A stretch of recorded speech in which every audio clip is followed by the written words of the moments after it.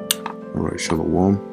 First, I want to give all praises, honor, and glory to Yahweh, Bahashem Yahushai, Bahashem Rachak Kodash, double honors to the apostles of Great Millstone, and peace and blessings to the elect.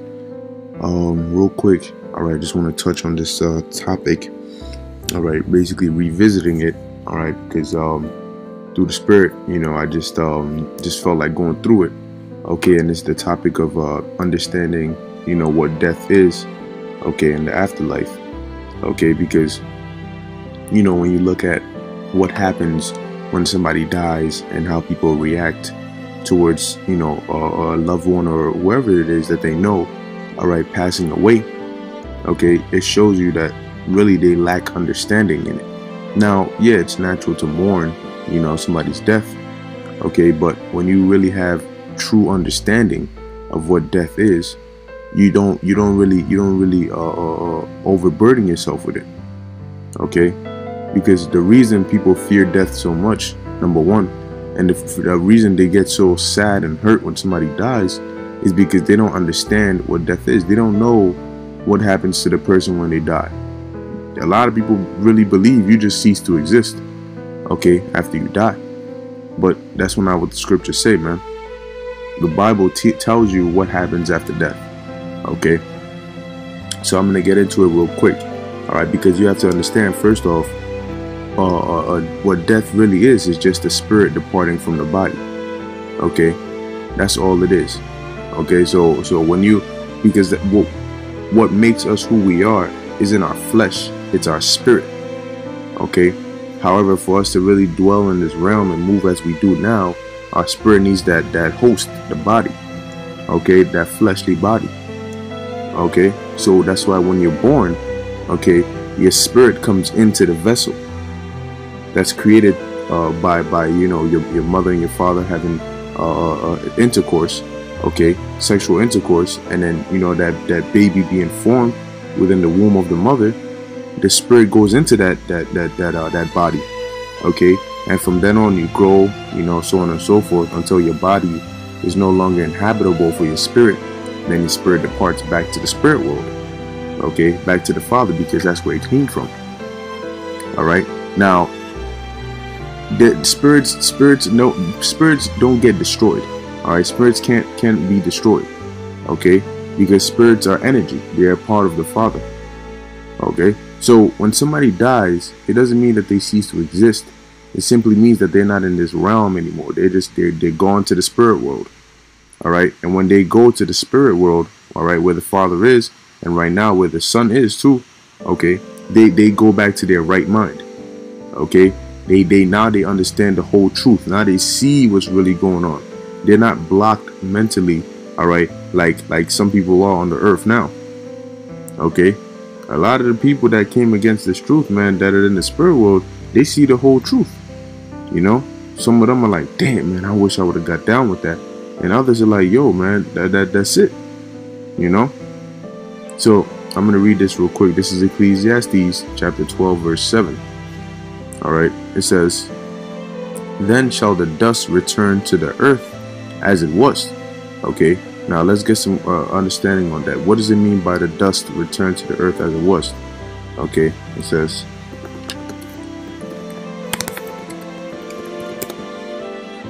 so there's a quick precept. This is Genesis chapter 2, verse 7. It says, and the Lord power formed man of the dust of the ground, and breathed into his nostrils the breath of life, and man became a living soul.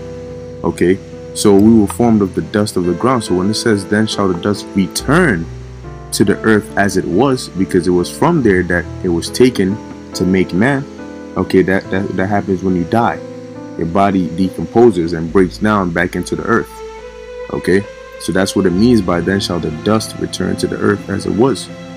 It says, and the spirit shall return unto the Father who gave it. All right, or unto the Most High who gave it. Why? Because you need to understand that your life isn't just your body. Okay, there's a reason why some people might die, okay, but their brain might still be intact, their heart might still be intact, everything might still be intact, but they're not alive. Why? Because the spirit that's making them alive, it's not in them anymore. Just like you might have a car that's perfectly fine, But if you're not in it to drive it, the car ain't going nowhere. It doesn't mean that there's something wrong with the car. It just means that you being in the car to move it and maneuvering it, you're not in there anymore. Therefore, the car isn't moving. Okay, so just as if your spirit is the driver and your body's the car. So if your spirit is not in the body's not going anywhere. It's not moving. The body's nothing. It's just a shell. Okay, and so what happens when you die is your spirit leaves your body. Okay, and your spirit, which is really you, goes to the spirit world and returns to the Father who gave it. Okay, and what the way the cycle of life has been set up is that after 3 to 4 generations, that same spirit comes right back on the earth. Okay, it comes back on the earth in a different body. However, you don't remember. Okay, you don't remember your past life. You don't remember you having lived as so and so or whoever it may be. However, there's certain things that will still remain familiar within your spirit. If you were a good musician, you might come back being talented as a musician, or a good fighter, or a good artist, whatever it may be. Why? Because that's in your spirit to do so. Okay, that's just what it is. All right, it's not that complicated. Okay, so basically that's what it is. Now, where people get messed up is that they look at the flesh. Oh, he's dead. Oh my gosh, I'm never gonna get to see him again. Not necessarily true. It's not necessarily true. Okay, so I'm gonna move on to this next precept, because once you die and you go to the spirit world, okay, which, like I said, death is just the spirit departing from the body. Okay, and life is just the spirit coming into the body. Okay, that's all it is. That's why the scripture says the spirit quickeneth. All right, the flesh profiteth nothing. Okay, so this is 1 Corinthians chapter 15 verse 39. All right, it says all flesh is not of the same flesh. Okay, but there is one kind, and this hey man, this is a beautiful precept, because this precept shows you, all right, that the whole evolution BS of us coming from a common ancestor is not biblical. All right, because the scriptures tell you, man, that I'm reading right now, we've all been given different kinds of flesh, man. We didn't evolve into another and then into another. No.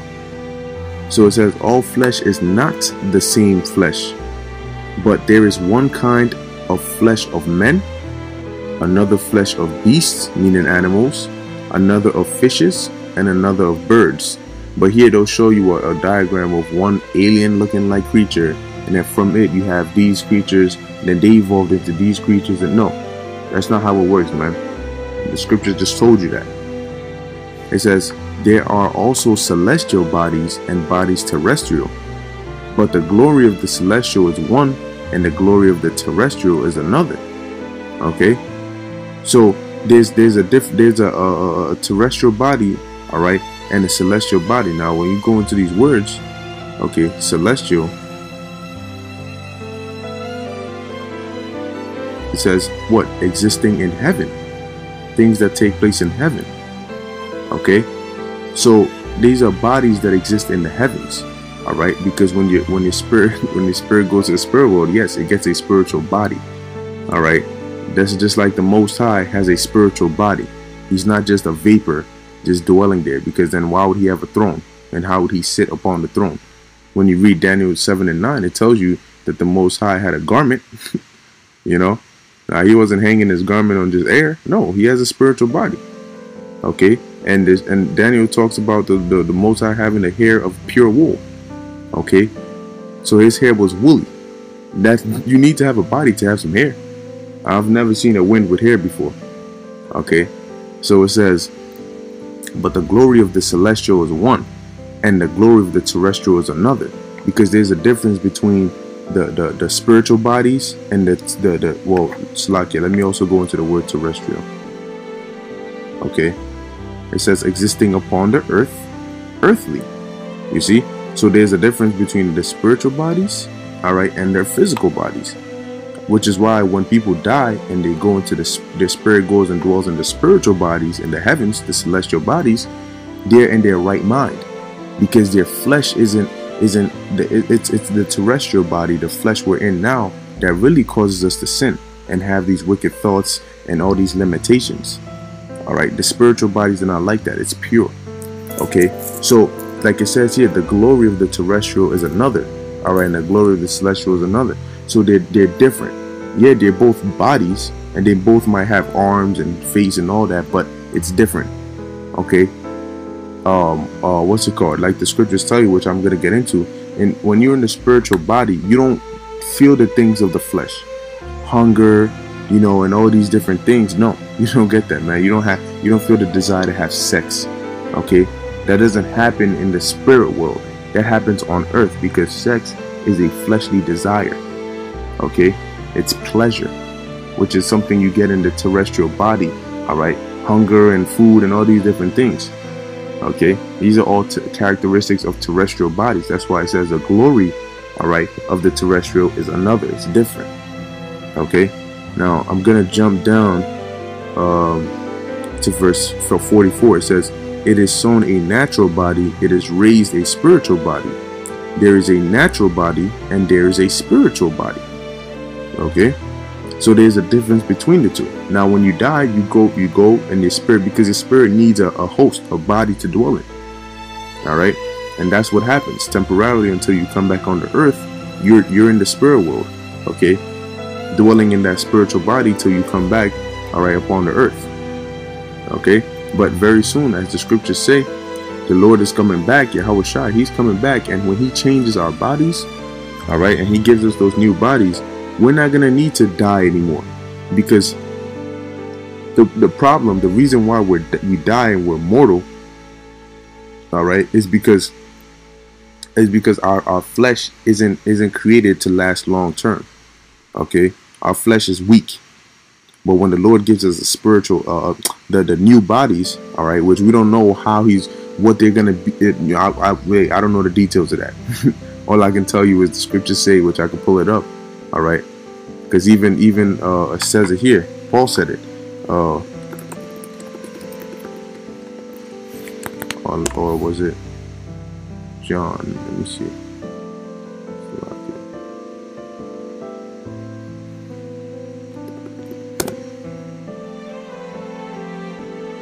Okay, all we know is, look, man, when Yahweh Shai comes back, however kind of body he got, that's what we get it. Okay, so that's what we're looking for. And when I say Yahweh Shai, I mean who the world calls Jesus Christ, because he's coming back in an angelic body. He's coming back as an angelic being. Yeah, so it was John, Salakia. All right, he's not coming back like the scriptures say. I shall not meet thee as a man. Okay, the Lord isn't coming back, you know, just to chill like a regular mortal man. Okay, all right, this is 1 John chapter 3 verse 2. "Beloved, now are we the sons of God, and it doth not yet appear what we shall be." Okay, but we know that it doth not yet appear what we shall be. Okay, because guess what? When that time comes, our bodies are going to change, but we don't know exactly what it's going to look like or what it's going to be like. But it says, "But we know that when he shall appear," who's he? Yahweh Shai, the Messiah.